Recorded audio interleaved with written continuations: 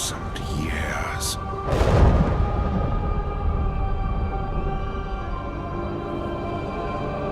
Banished from my own homeland.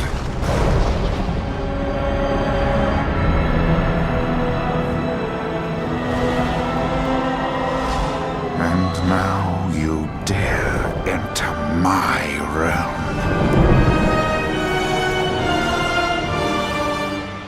You are not prepared.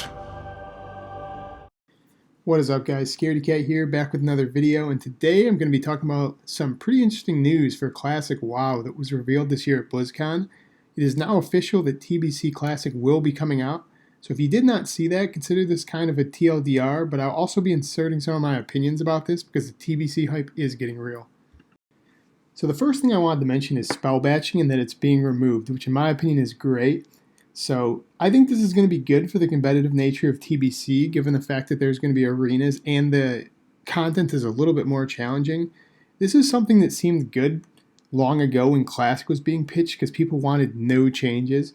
But as the devs say in the BlizzCon interview, some changes is probably a more accurate representation of how to make the game good for the modern player, because in modern times it just feels awful to be playing on what seems to be like a latency, and I also think it's a good sign that they're listening to the community. I really like this because this is a common sense and realistic approach to the way to balance and design the game going forward. As someone who played the original Classic, it just wasn't anything like the new Classic that they brought back, because in the new Classic they brought back, they were playing as if the game was 15 years old, but people were more advanced and the technology was more advanced. So things like spellbatching were just outdated. I'm honestly happy to see this go. Along with the mindset of some changes, I think the best way to go forward with Classic TBC is the one they're adopting, where they make changes to make the game good and similar to the old game, but by modern standards and the way new players play it. So the next, and what I would honestly say was the biggest reveal of all of them, and I'm super happy about this, is that the bosses and the content are going to be released in the unnerfed state. Like I said, I think this is the biggest change of all, because I honestly think this entire expansion would have rolled over and been dead on arrival before it even started if they'd have released the stuff like Classic, where it was so easy and watered down. I'm honestly surprised, and I thought they would do the lazy path, where like they did in Classic with 1.12, but I'm so happy that they didn't. So like, for example, back in the day when I played TBC, we weren't very good probably back in the day. We were young, but we would do Karazhan, Zulaman, Serpentine Caverns, like these kind of beginner raids, and they were pretty challenging. But going forward, after the pre-nerfed content, I remember just walking through Zulaman and just smoking all the bosses in under 30 minutes when there used to be a time trial for a mount. So I'm just very glad that the content is not going to be completely trivialized. So another pretty cool thing that I think the devs mentioned at BlizzCon this year is that both Alliance and Horde Paladins will be getting the same seals, which once again, I really like this change, like the some changes approach. Basically what this is that Horde Ret Paladins especially were way better back in the day in TBC because they had Seal of Blood. And Alliance Paladins got something called Seal of Vengeance, but it was just not as good. They just wanted both of the factions to have their own flavor. So what they're going to be doing is they're going to be giving both of the factions both of the seals, just at a different level. So I think this is just another one of those quality of life changes that might kind of annoy purists and elitists, but for the sake of faction balance, it's really welcome in my opinion. Also, given the fact that there's arenas in TBC and the balance will probably be pretty lopsided as is, I think this really helps give the Alliance a little bit of a fighting chance in faction balance. So the next thing that the devs revealed, and I honestly think it's the most minor thing on this list, is the changing of the arena team sizes to what it was in the very end of the expansion. This is another good change in my opinion, and basically what it is when the expansion started, you could only make a team the size of the amount of players that could play that bracket. So what that means is, like, if you had a 2v2 team, you could only have 2 players on it, 3v3, 3, etc. So why that was bad is if you had players offline, maybe someone was on vacation, like you literally just couldn't play in that bracket. So I think this is a good change because it will allow, some flexibility to your roster. Maybe you can have more friends on the same team.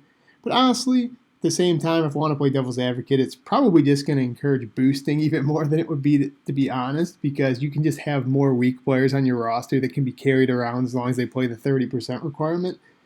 They did also mention that they're looking into a personal rating in an MMR system, which I really hope they do, because I think this would honestly cut down on the amount of time the queues would be, and it'll give you more accurate and fast queues. Overall, this is just another one of those changes that is just a little outdated, and I'm happy that they brought it on because they have a newer, more efficient system in Shadowlands and the retail game, so I'm just glad they're bringing it to the old game. It never hurts to have better queue times for everybody. The next really cool change that I think they revealed is that the way they're going to be implementing Blood Elves and Drain Eyes early is, I feel like, the way I heard a lot of the people in the community talking about it. I'm just really happy they listened to this advice. So what they're going to be doing is they're going to be adding in the pre-patch the Blood Elves and the Drain Eyes early so that they get a chance to catch up to their friends and other people at max level. And this is just good in my opinion, like common sense reason, because you don't have to play the whole game from behind, catching up. You don't have to rush. Another one of the some changes I think they got right here. So another one of the changes that they're doing, and I'm really happy they're doing it this way, is the way they're phasing in the content. I was a little worried when they were talking about doing TBC, how they would possibly implement the phases correctly to kind of get that old school feel of like how you progress through the game. As I'm kind of going to put up on the screen, maybe some of you guys remember this nightmare of a progression card. It was pretty cool to follow, but man, was it complicated. So going forward, they said that they were going to implement the content in 5 phases. Phase 1 being Tier 4, so your Karazhan, your Gruul's Lair, your Mag Theoden, and Arena Season 1. Phase 2 would be Serpent Shrine Cavern and Tempest Keep. Phase 3 would be Arena Season 2 starting along with Hyjal and Black Temple, even though you couldn't enter Hyjal back in the day, so this is why they just pushed it to Phase 3. Phase 4 would be Arena Season 3 in Zulaman as a catch-up raid, and then Phase 5 would be the Isle of Keldanas and Sumwell in the final Arena Season. The reason why I think this is really good is because it doesn't outpace Arena or trivialize PvP throughout the seasons. I was really worried they were just going to go the lazy route and do like the 1.112 version of TBC where you'd have people with gear that far exceeded the PvP rewards, so there would be absolutely no reason for anybody to partake, but I'm glad they're not doing that.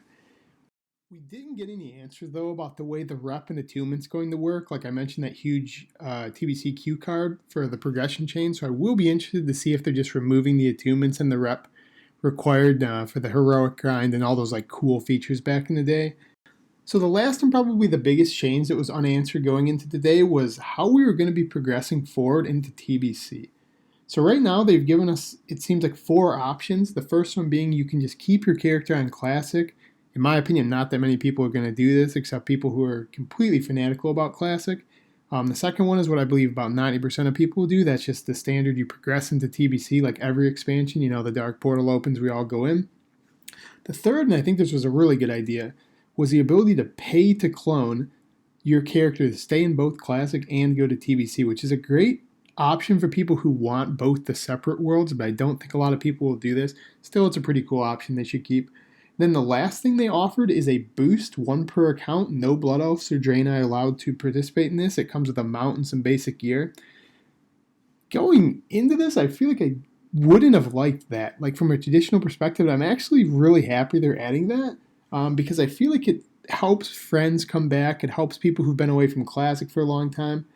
And I honestly didn't think I would like this, like I said, but it's also pretty cool just for Classic players who want to make an alt or something. Once again, just the devil's advocate, I feel like the only bad thing that could come from this is, like I just said, the faction balance will probably be pretty lopsided towards the Horde as is, and if you're offering a boost, you might have a lot of players who would have normally just stayed on their faction like Alliance, swap to the Horde because they can just take their main to the Horde, or vice versa because they can just, instantly make the character as opposed to having to dedicate the time to it. You also maybe run into the PvP problem of a lot of people rolling the strongest characters as an ult because they can just boost one without leveling as opposed to having to dedicate time to leveling up. Still though, in the end, that's just the devil's advocate approach. I am still happy with this change, and I probably will just take advantage of it because I do want to play a couple classes. I just never got around to leveling, so I think it'll be fun. So anyways, if you made it this far, thanks for watching. That about sums this one up for what the BlizzCon announcement was for TBC.